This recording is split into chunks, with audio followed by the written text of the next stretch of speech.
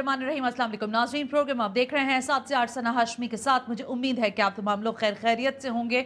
Montage में जो कुछ आपने मुलाहिज़ा फरमाया, मेरे ख्याल है अब उसको मज़ीद अहाता करने की ज़रूरत नहीं है, लेकिन फिर भी प्रोग्राम की इब्तिदा पे हम बात कर लेते हैं उस दुश्मन की जिसको हमने अभी इसी महीने में, मई के ही महीने में हमने उसकी एनिवर्सरी इंजॉय की है। पूरी दुनिया ने उसको सेलिब्रेट किया है पाकिस्तान के साथ।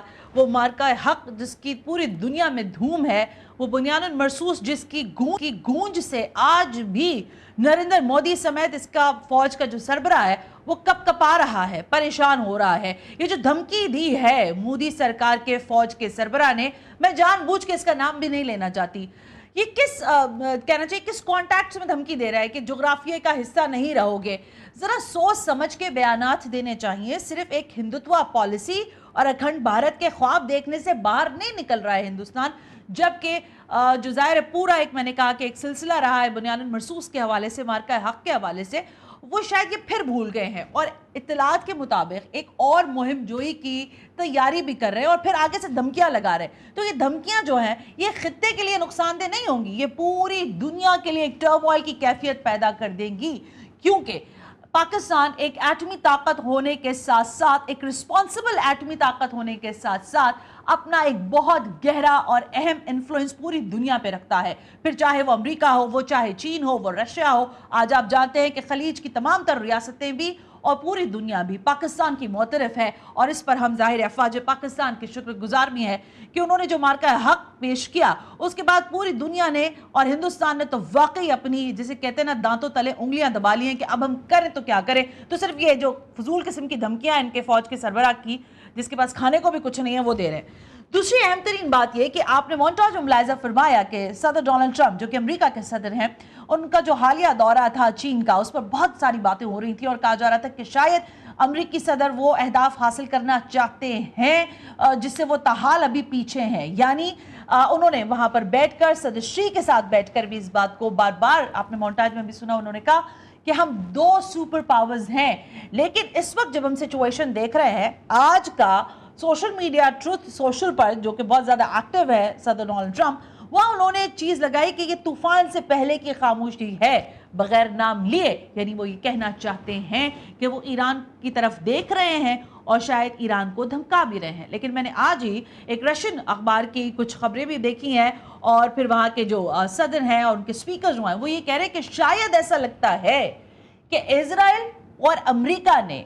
ईरान से जो उसको खिफत हुई है, जिस तरह वो जंग हारा है, जिस तरह घुटनों पर आकर बैठ गया है, उससे कुछ सीखा नहीं है।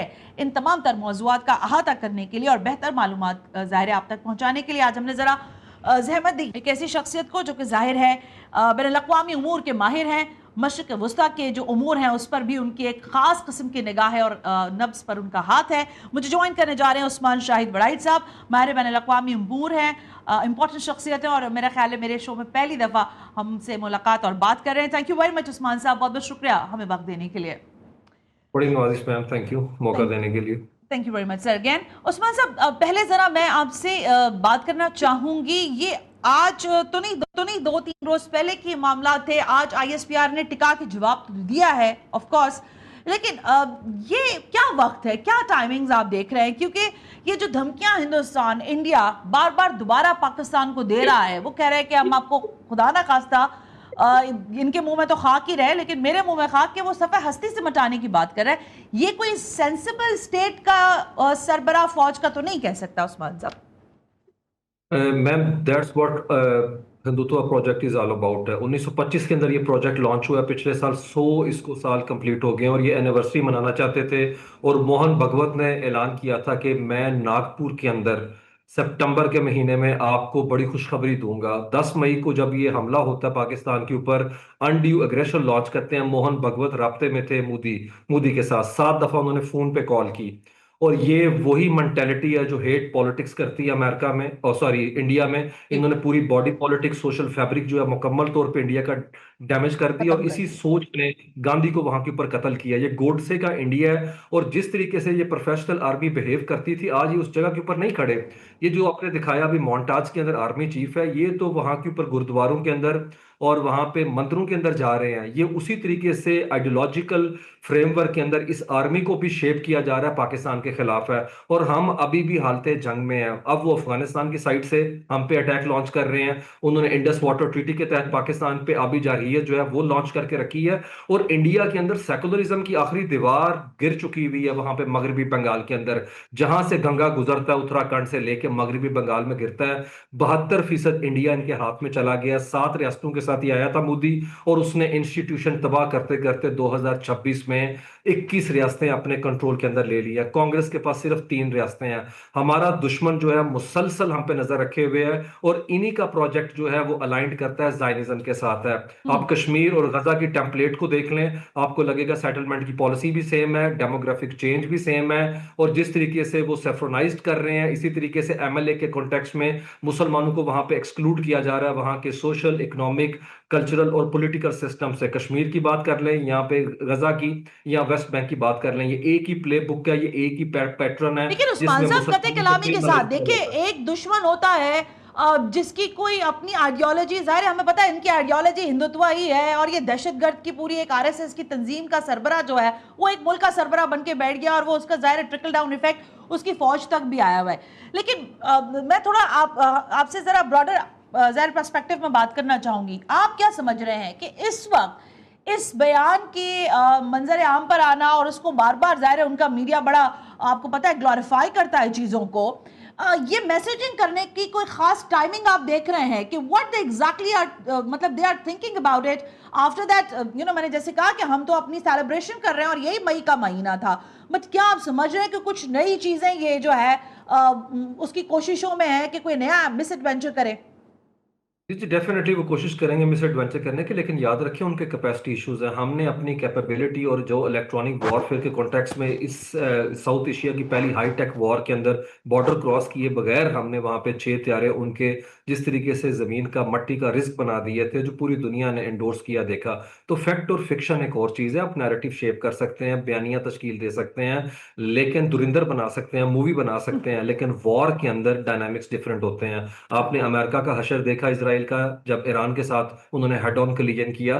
तो मेरे ख्याल में उधर की आर्मी को जिस तरीके से मैंने कहा ना पेंट किया जा रहा है, उन्हें सेफ्रोनाइज्ड किया जा रहा है, ये उसी कॉन्टेक्स्ट के अंदर बयानिया जो है वो तश्कील दिया जा रहा है। और वो शोकेस कर रहे हैं कि अब हमारी आर्मी भी जो है नो डाउट उस तरीके से सिस्टम का पार्ट है। याद रखें ये इसकी शक्ल तक नहीं उन्होंने दिखाने दी हमें, 10 मई के अंदर है।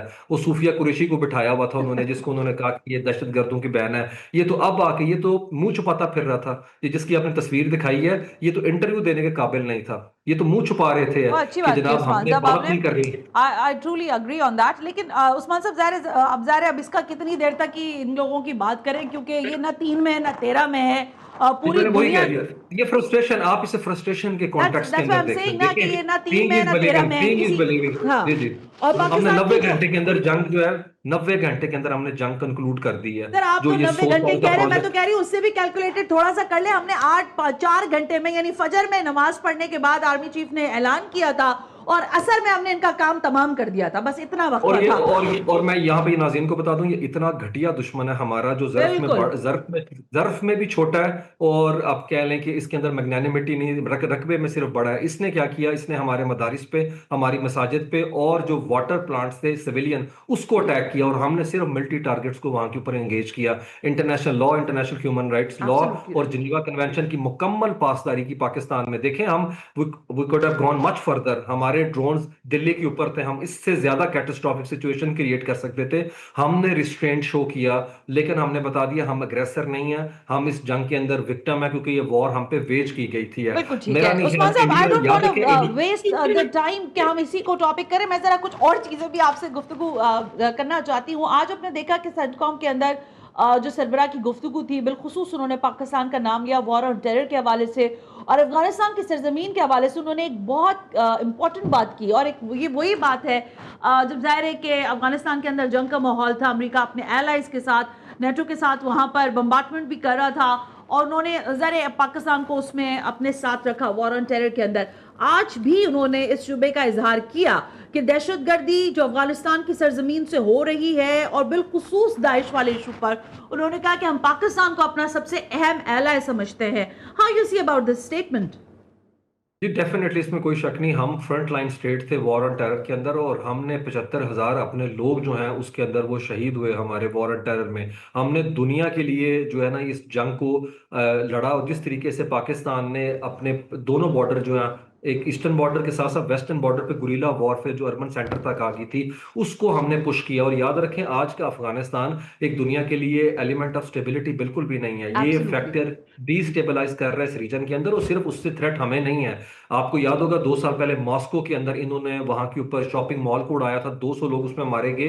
ये टेरर का हब है, क्योंकि दाइश जो है वो अपना सेंटर लेके आ गया। अभी 2022 में एमन एमन अजवाहिरी यहाँ के ऊपर मारा गया, हम्म। जो कि अलकायदा का टॉप टियर के अंदर आता है। जी। और इसी तरीके से इस्लामिक तुर्किस्तान जो मूवमेंट है वो शिनजियांग रीजन को अटैक करती है। इनसे तो चाइनीज भी तंग है। उन्होंने भी बात किया कि ये दहशतगर्दी जिस तरीके से इंस्टीट्यूशनलाइज किया गया सिस्टम है, इसे रोका जाए। याद रखें, ये वो अफगानिस्तान है, 3-3 झंडे, कोई कॉन्स्टिट्यूशन नहीं है, पार्लियामेंट बंद है। ये बात। खवातीन के लिए जगह वहां पे, सीमा समर जो नायब सदर थी साबिक, वो कहती है कब्र में सिर्फ जगह है खवातीन की, ना उनके पासपोर्ट है, ना उनके बैंक अकाउंट्स हैं। मुकम्मल तौर पे पब्लिक सिविक लाइफ से उनको हटा दिया गया। ये गुंडे हैं, ये थग्स हैं, ये कोई इंक्लूसिव गवर्नमेंट नहीं है। इंटर अफगान डायलॉग इन्होंने नहीं कराया। हमने तो तब भी इन गुंडों को बिठाया 2016 से 2020 के दरमियान, और दोहा टॉक्स वहां के ऊपर कराई, ताकि किसी तरीके से स्टेबिलिटी आ जाए। और लैंड लॉक कंट्रीज जो है इस बात को समझने से कासिर है। इनकी इंटेलेक्चुअल पॉवर्टी है, इन्हें अंदाजा नहीं, अपने लोगों को भूख से मार रहे हैं। और हम इन्हें रास्ता देते थे चमन तुरखम तक, हमने कहा इंडिया अटारी बॉर्डर तक चले जाओ, हमारे समंदर तक इस्तेमाल कर लो। पिछले साल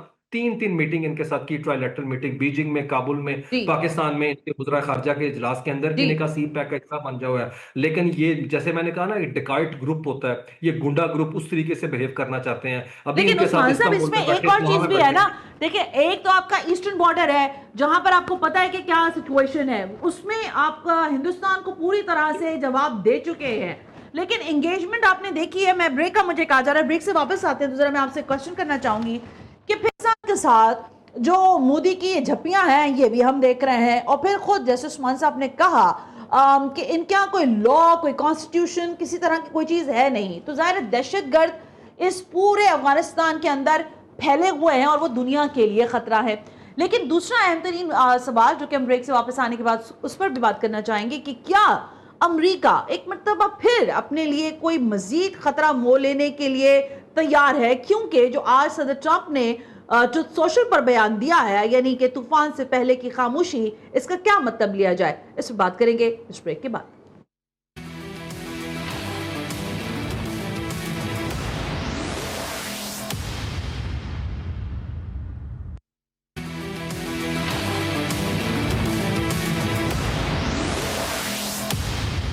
वेलकम बैक नाजरीन, हम ब्रेक पर थे। उस्मान शाहिद बड़ाइच साहब आज हमारे मेहमान हैं, माहिर बैन अल-अक़वामी उमूर हैं, और ज़रा उनसे गुफ्तगू हो रही है कि जो इस वक्त दुनिया का मंजरनामा है बैन अल-अक़वामी सतह पर, उसमें क्या कुछ हो सकता है, पॉसिबिलिटीज़ पर बात हो रही है।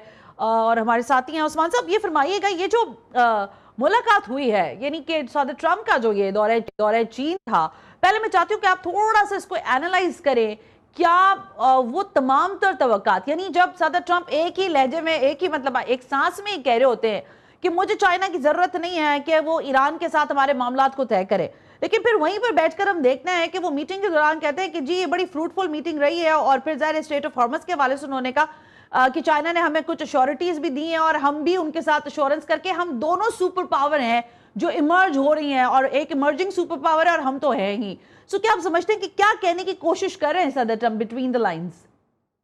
डोनाल्ड ट्रंप हेडलाइन ढूंढना चाह रहे हैं, और वो उन्हें मिली नहीं है, क्योंकि अच्छा। चाइनीज ने उन्हें कहा कि नहीं, इधर से खाली आ जाएं। जिस तरह से ईरान के महाज आपके लिए खाली था, और मेगा को दिखाने के लिए वहां के ऊपर कुछ नहीं है। देखें आप, उन्होंने, डोनाल्ड ट्रंप हॉलीवुडाइजेशन के कॉन्टेक्स्ट के अंदर चीजों को देखते हैं। आप उनका सोशल ट्रूथ चेक कर लें। I know. उन्होंने 6-8 लोग एक जगह पे खड़े किए, सिलिकॉन वैली वाले, और लेफ्ट साइड के ऊपर 8 लोग खड़े किए, वॉल स्ट्रीट वाले। और ऐसे जैसे किसी पता नहीं कितने बड़ा अपना शोकेस करने जा रहे हैं वो अपनी कैपेसिटी कैपेबिलिटीज का। और वहां पे उतरते हैं तो आगे वांग जी खड़े ही नहीं, आगे प्रेसिडेंट जी जो है इस्तकबाल के लिए नहीं खड़े। और फिर उन्हें 5 दफा पूछा गया ताइवान के इशू के ऊपर, उन्होंने कहा मैं बात नहीं कर सकता। 2.25 घंटे की मीटिंग में उन्हें कैटेगोरिकली बताया गया कि ताइवान जो है वो निगोशिएबल नहीं है, आप फायर के साथ जो है ना खेलने किसी सूरत के अंदर है। और दूसरा, एआई के कॉन्टेक्स्ट में जो टेक्नोलॉजिकल वॉर है, उसके अंदर भी सुना है कि उनकी क्लास ली गई कि आप नवेडिया को क्यों रोक रहे हैं कि वो हमें एआई की चिप दें। और अगर आपने ना ये किया तो हम आपका जो एम्बार्गो हमने लगाया वो आपके ऊपर रेयर अर्थ मिनरल्स का, याद रखें जितनी वेपनरी है, इवन उनका जो इंटरसेप्टर्स हैं उसके अंदर टंगस्टन इस्तेमाल होती है जिसको बनाने वाले चाइनीज हैं, और चाइना ने उसको होल्ड पे रखा हुआ है, रोक के रखा हुआ है कि अगर नवेडिया का नहीं अपना यहाँ पे मटेरियल आएगा तो हम भी पास ऑन नहीं करेंगे, ये टेक्नोलॉजी आपको है। और फिर देखें डोनाल्ड ट्रंप क्या कह रहे हैं एयरफोर्स वन के अंदर, उन्होंने कहा सोयाबीन बिलियंस ऑफ डॉलर का बेचेंगे, चाइनीज मिनिस्ट्री खामोश है इसके ऊपर। उन्होंने कहा 200 बोइंग तैयारों का ऑर्डर हुआ है और 750 बाद में मजीद मिलेंगे। हम्म। मतलब इसके ऊपर भी अपना they have zip the lip है, चाइना बात ही नहीं कर रहा इस चीज के ऊपर। और तीसरी चीज वो कह रहे हैं कि हम जो है वो उन्हें कन्विंस कर रहे हैं कि वो इंपोर्ट करेंगे अमेरिकन ऑयल है। अब हाँ। चेक करें उनकी डिपेंडेंसी जो है वो, मैं तो हैरान हूं कि डोनाल्ड ट्रंप जो है वो किसको सुनाने की कोशिश कर रहे हैं।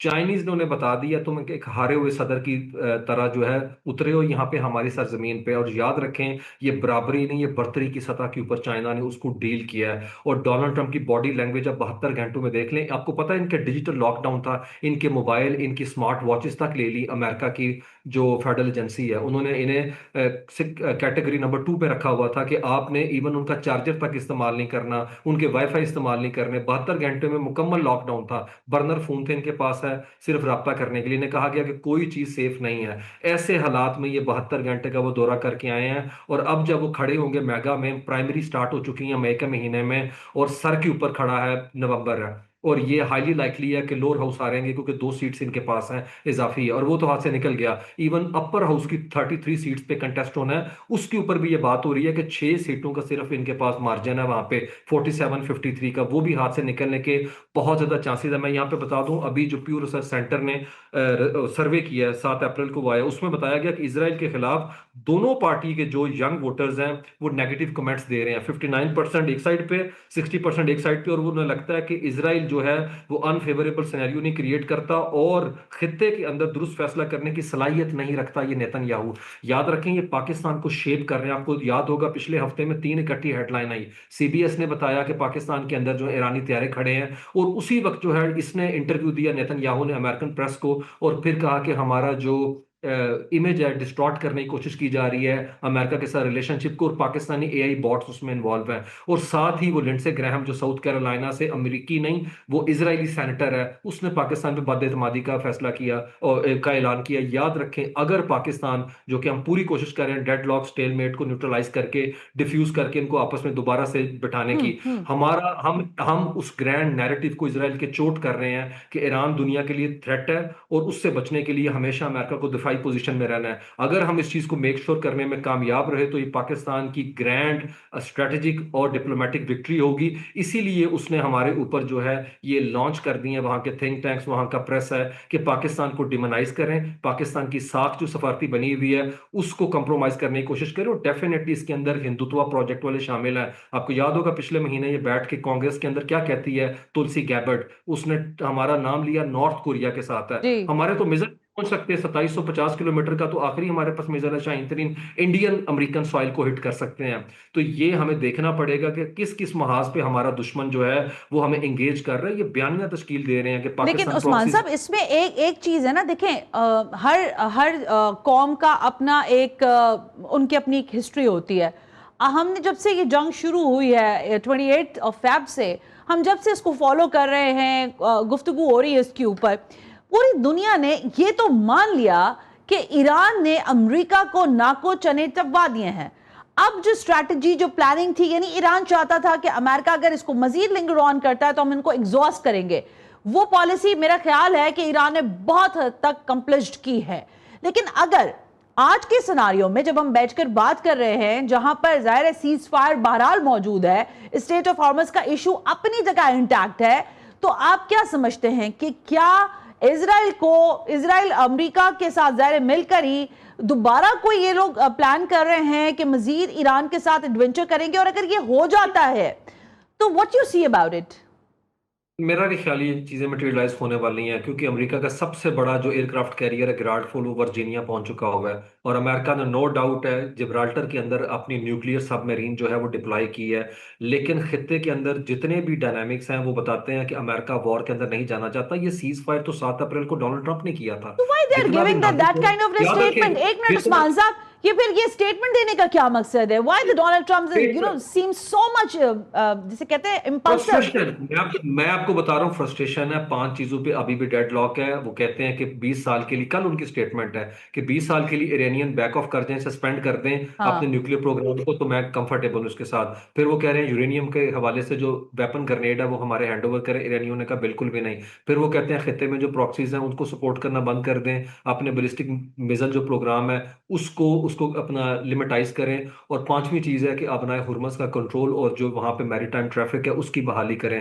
तो उन्होंने तो कल ही कह दिया कि मैरीटाइम की बहाली हम जरूर करेंगे, इसको रेगुलेट करेंगे, उससे मुतालिक हमारा प्लान भी आ रहा है। इस सारी सिचुएशन के अंदर सऊदी अरेबिया ने जो बात की है पिछले हफ्ते, मुझे लगता है दैट मेक्स मच सेंस है। उन्होंने हेलसिंकी प्रोसेस की बात की है, जो कोल्ड वॉर की इरा के अंदर 1972 से 1975 तक की वो डिप्लोमेटिक मीटिंग्स थी, जिसके बाद 3 चीजें डिसाइड हो गई थी कि टेरिटोरियल बाउंड्री जो है उसको रिकग्नाइज किया जाएगा यूरोप के अंदर है, और कोई इंटरवेंशन नहीं होगी, कोई डिक्टेशन नहीं देगा किसी को है, और इकोनॉमिक ग्राउंड के ऊपर ताल्लुकात जो हैं उन्हें स्ट्रेंथन किया जाएगा और ह्यूमन राइट्स की पासदारी की जाएगी है। इन ग्राउंड्स के ऊपर वो तो 1975 में देतांत आया, जिसके बाद ताल्लुकात नॉर्मलाइजेशन की तरफ जाते हैं। सऊदी अरेबिया ने यही प्रोसेस ऑफर किया और यूरोपीय यूनियन इसको सपोर्ट करता है, सिवाय यूएई के बाकी तमाम गल्फ स्टेट्स इसके अच्छा, ऊपर जो यूएई है का आपने मुतफिक। तस्करा करा, मुझे अभी कहा जा रहा है ब्रेक का, लेकिन मुझे ये फरमाइएगा कि यूएई के हवाले से जो ये खबरें थीं, और ज़रा इजरायली मीडिया बड़ा इसको लिख भी रहा है और वो बार बार अपनी कुछ रिलीज भी कर रहे हैं फुटेजेस वगैरह, कि वहां पर जो दौरा था, क्या ये इस दौरे के हवाले से जो चेमोगोयां की जा रही हैं यूएई के अंदर इजरायली वफ्द का, उस पर आपकी क्या राय है? इधर इट्स हैपन और नॉट?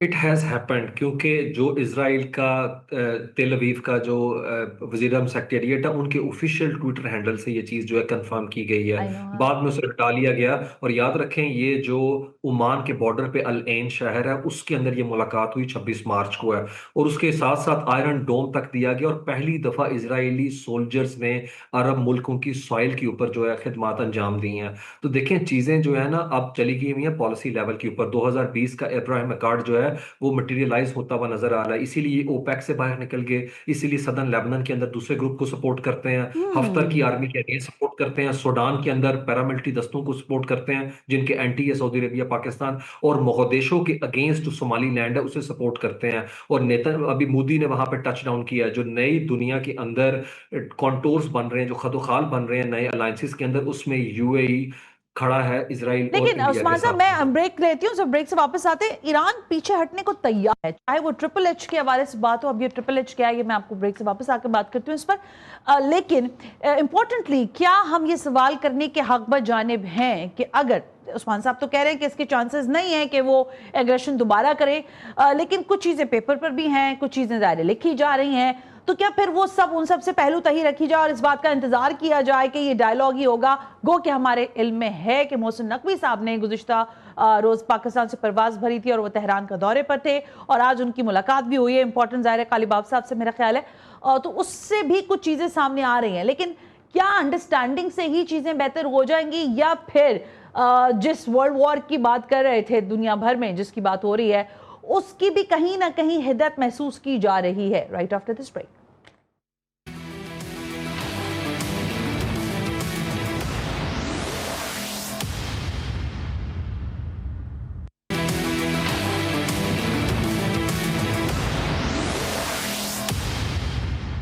वेलकम बैक नाजरीन, हम ब्रेक पर थे। उस्मान शाहिद बड़ाई साहब हमारे मेहमान है, वक्त जरा मुख्तसर रह गया है। उस्मान साहब, ज़रा तशनीकी रह जाएगी, लेकिन मैं चाहूंगी कि आप ज़रा इसका ज़रूर अहाता फरमाइए कि गो कि आप ये कह रहे हैं कि सर्कमस्टांसेस जो हैं उस तरफ नहीं जाएंगे कि एक मरतबा फिर जो है अमरीका ईरान के ऊपर जारहियत करे, लेकिन अगर हाइपोथेटिकल कंडीशंस पर चले जाते हैं और अगर ऐसा होता है, तो जो ईरान का मौकिफ है वो तो दो टोक है ना। वो कहते हैं कि इस रेगिस्तान को हम अमरीका के लिए कब्रिस्तान बना देंगे। आप क्या समझते हैं, लेकिन इसके अलावा पूरी दुनिया पर इसके क्या असरात हो सकते हैं, और क्या चीन की जो हालिया सदर ट्रंप की मुलाकात है वो उनको इस सारे एडवेंचर से पीछे रखने में कामयाब होगी? देखिए, इसकी स्ट्रेटजी के साथ साथ पॉलिटिकल कॉस्ट बहुत ज्यादा है। पहले ही इस जंग को लेके अमेरिका में जो आपने देखे प्रोटेस्ट, वहां पे कि नो किंग्स के प्रोटेस्ट हुए हुए, हम्म। पार्लियामेंट जो मेगा बेस जो है डिवीजन की तरफ चली गई हुई है, फ्रैक्चर हो चुकी हुई है पार्टी खुद जो है। अभी मैं देख रहा था कि वहाँ के ऊपर न्यू पॉलिटिकल जो अपना डिजिटल मीडिया उसके सर्वे के हालिया सर्वे के मुताबिक इवन रिपब्लिकन पार्टी जो है तकसीम हो चुकी हुई है। उन्हें लगता है वहाँ के कंजर्वेटिव हलकों को कि हमने जिस तरीके से इसराइल की इंडेफिनेट वॉर को फंड किया है वो अमेरिका की मईशत और सिक्योरिटी को डैमेज कर रही है। इसीलिए जो कैंट ने वहाँ पे रिजाइन कर दिया, टक्कर कार्सन, स्टीव बैनन आपके सामने है। डोनाल्ड ट्रंप को 60 दिन पूरे हो चुके हुए हैं, कांग्रेस का अप्रूवल चाहिए। तो इस जंग के अंदर डोनाल्ड ट्रंप को काफी चीजें रोकती हैं। और हम्म। 40 दिन तक जिस तरीके से उन्होंने ब्रूटल और रुथलेस तरीके से वॉर वेज किया, वो चीजें नहीं ऑब्जेक्टिव हासिल हो सके। और अगर हो भी गए हैं जो डोनाल्ड ट्रंप कहते हैं, तो हम्म। वो स्ट्रेटजी को ट्रांसलेट नहीं हो पाए वहां पे पॉलिटिकल ऑब्जेक्टिव में। वो क्यों भागता फिर रहा है, क्यों खवन्नक है, क्यों बार बार सोशल ट्रूथ पे बता रहा है मैं जीत गया। आज उसके बेटे जो हैं उनसे मुतालिक कांग्रेस में बातें हो रही हैं जी। कि ये खबरें लीक करके मार्केट से लाखों डॉलर, करोड़ों डॉलर इन्होंने बनाए हैं। एग्जैक्टली। लेकिन कॉस्ट इसकी बहुत ज्यादा है। डोनाल्ड ट्रंप चाह के भी जंग के अंदर दोबारा वापस नहीं जा सकते। और याद रखें, ईरान इसीलिए लिंगर ऑन कर रहा है। उन्हें पता है मई के महीने के अंदर प्राइमरी स्टार्ट हो चुकी हैं, और वो चाहता है कि रिपब्लिकन पार्टी लोअर हाउस को हार जाए और अपर हाउस के अंदर भी मेजोरिटी इनकी पहले ही बड़ी थिन है, वो भी लूज कर जाएं और अगले 3 साल जो हैं इसके लिए मुश्किल बना दिए जाएं। इसीलिए इरानियन भी किसी सूरत में बैकआउट करने को तैयार नहीं है। हम्म। वो रीजन के अंदर इनकी डिप्लॉयमेंट है और उन्हें अंदाजा है कि ये वॉर को उस तरीके से मैनेज नहीं कर पाए। याद रखें, अभी तक हमास इनसे मैनेज नहीं हुई, इसराइल से है। लेबनान के अंदर आज भी अटैक कर रहे हैं, वहां के ऊपर ट्रिपल एच की आपने बात की, हूथीज, हमास और हिजबुल्ला। हिजबुल्ला। हिजबुल्ला जो जी। मतलब को वो कह रहे हैं हम देंगे, दुनिया की 10% ट्रेड वहां से होती है, वो भी स्ट्राइक लॉन्च कर रहे हैं। ऐसी सूरत हाल के अंदर डोनाल्ड ट्रंप को बता दिया गया, उनकी टॉप 6 जनरल आपने उतार दिए, रैकन फाइल लड़ने को हाँ तैयार नहीं, वो हाँ। गैर। ये सारे डायनामिक्स लेकिन डोनाल्ड ट्रंप के उस्मान साहब, फॉर मतलब ज़ाहिर है हम आप लोगों से गुफ्तगू करते हैं, बात करते हैं, तो हमारे भी कुछ नए सवाल जहन में आते हैं। ये तो वो सारा फ्रेम है जो हमारे सामने है, आंखों के सामने है। लेकिन नेतन्याहू जो है वो मुसलसल जो मीटिंग्स हो रही हैं, जो टेलीफोन टॉक्स किसी हद तक जो है वो बिट्स एंड पीसेस में चीजें पता चल रही होती हैं, he is still thinking about that कि वो ये स्ट्राइकिंग मोड से बाहर नहीं निकल रहा है और वो चाहता है कि अमेरिका इसमें पूरी तरह इंगेज रहे। सो क्या आप समझते हैं कि नेतन्याहू और फिर जाहिर जो ज़ायनिस्ट लॉबी है पूरी, जो कि पूरी तरह इन्फ्लुएंस करती है सदर ट्रंप को और उनकी पार्टी को भी किसी हद तक, आप क्या समझते हैं कि वो भी ये सारी चीजों को आखिरी हद तक एक्सरसाइज करेंगे या वो भी अमेरिका का इंतजार करेंगे? क्योंकि जाहिर है जो टॉक्स हो रही हैं दुनिया भर में, चाहे वो रशिया से भी बात हो रही हो, चाहे वो चाइना से बात हो रही हो, उनके तनाजुर में अमेरिका को समझते हैं कि वो पीछे हट रहा है, इसलिए उसको पॉपअप करना जरूरी है, बार बार प्रोवोक करना जरूरी है। मेरे ख्याल में ये अनड्यू प्रोवोकेशन है जो अमेरिका को इसराइल करने की कोशिश कर रहे हैं, लेकिन हो नहीं पा रही। आपको याद होगा कल ही अभी लेबनान सीज फायर में 45 दिन की एक्सटेंशन हुई है। नो मैटर 6 माइल हाँ अंदर जा हाँ, चुके सही हैं, याद दिलाया। हम्म। 6 माइल अंदर जा चुके हैं, अटैक कर रहे हैं, लेकिन हिजबुल्ला मुकम्मल तौर के ऊपर रिटेलिएट कर रही है, वहां के ऊपर है। हम्म। इसराइली कभी ना जाए, चाहे वो कितना नाजुक, कितना फ्रिजाइल ही क्यों ना हो। और एक और मैं आपको बात बताऊं, नेतन्याहू की भी अक्टूबर में इलेक्शन हारने वाला है। और नफ्ताली बेनेट, नो डाउट वो भी एक अपना कह लें कि एक ऐसा सरियल करेक्टर है जो कि पाकिस्तान को लेबल करता है ईरान के साथ, तुर्की के साथ, कतर, सऊदी अरेबिया को है। वो भी कहता है सुन्नी इत्तेहाद को हमने आगे जाके चैलेंज करना है। लेकिन नेतन्याहू जो है वो वॉर के अंदर उसको भी ट्रॉफी चाहिए जो उसको ईरान ने यहां से नहीं उठाने दी। इनके डिमोना को अटैक किया, हाइफा को अटैक किया, इनके ना एरो 3 काम कर रहे हैं, ना डेविड स्लिंग कर रहा है, ना आयरन डोम काम कर रहा है। उन्होंने भी लड़के देख लिया। अंग्रेजी में कहते हैं सीइंग इज बिलीविंग। 40 दिन उन्होंने भी भुगत के देख ली। 40 साल से वो इंतजार कर रहा था। 40 दिन के अंदर जंग का कट्टा चट्टा खोल के रख दिया ईरानियों ने। कि किस तरीके से इंडिजिनस वेपनरी के थ्रू उन्होंने ब्लीड कर दिया उन्हें। मेरे ख्याल में सिचुएशन बड़ी प्रिकेरियस है, कोई शक नहीं। लेकिन American protracted war, long prolonged war के कभी हामी थे ही नहीं है। लेकिन उन्हें जिस तरीके से he was strict into believing के जनाब 40 दिन के अंदर अंदर चीजें कंक्लूड हो जाएंगी, नहीं हो सकी हैं। मेरे ख्याल में अब डोनाल्ड ट्रंप 28 फरवरी वाले डोनाल्ड ट्रंप नहीं है, और ये अमेरिका 28 फरवरी वाला And अमेरिका भी that's नहीं। the Iranian achievement as well. Thank you very much Usman Shahid साहब। इंशाल्लाह जिंदगी बखैर तो आपसे मजीद एनालिसिस लेते रहेंगे। आज के लिए बेहद शुक्रिया। बात तो सिर्फ ये है कि इस वक्त जो कुछ इजराइल और बिलखुसूस हिंदुस्तान चाहता है कि पूरी दुनिया जो है वो जंगो जदल में बदल जाए, क्योंकि इजराइल का ख्वाब है ग्रेटर इजराइल, इंडिया का ख्वाब है अखंड भारत, और इन दोनों के ख्वाब को चिकनाचूर करने के लिए एक ही मुल्क है पाकिस्तान, जो इन दोनों को पूरी तरह सबक सिखा रहा है। और ईरान के साथ डायलॉग पर भी जो जाहिर जो बातें, जो चीजें सामने आ रही हैं, वो रिफ्लेक्ट कर रही हैं कि इंशाअल्लाह बहुत जल्द अमेरिका और ईरान के मामलात पर जो टेबल टॉक है वो होगी और उसके रिजल्ट्स भी फ्रूटफुल रहेंगे। आज के प्रोग्राम का फीडबैक जरूर दीजिएगा। सना हाशमी को इजाजत दीजिए। अल्लाह हाफिज।